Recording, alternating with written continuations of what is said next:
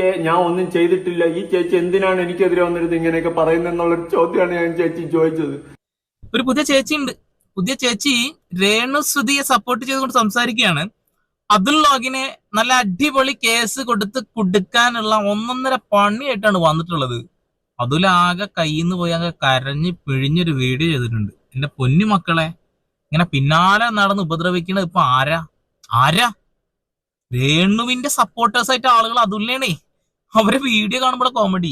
അതായത് ഒന്നും കൃത്യമായിട്ട് അന്വേഷിക്കാതെയും അവിടെ ഇറങ്ങിയിരിക്കുകയാണ് ചേച്ചി എന്തൊക്കെയോ പറയുന്നുണ്ട്. അതിനുള്ള കൃത്യമായ മറുപടി അങ്ങ് കൊടുക്കുന്നുണ്ട്. നമുക്ക് എന്തായാലും സമയം കളയാതെ നേരെ വീഡിയോയിലോട്ട് കിടക്കാം. ഇനിയിപ്പൊ എന്നെ അറസ്റ്റ് ചെയ്ത് ജയിലിലാക്കിയിട്ട് നേരെ കൊണ്ട് കോടതിയിലാക്കിയാലും ജയിലിലാക്കിയാലും എനിക്ക് ഒരു വിഷയമില്ല. സത്യം എന്റെ ഭാഗത്താണ്, ന്യായം എന്റെ ഭാഗത്താണെന്ന് എനിക്ക് നല്ല ഉറപ്പുണ്ട്. എന്നെങ്കിലും ഒരു ദിവസം ഞാൻ ഇതിന് പുറത്തിറങ്ങും. അത് എന്റെ സൈഡ് വക്കീലായാലും ആരായാലും എന്റെ കൂടെ ഉള്ള ആൾക്കാർ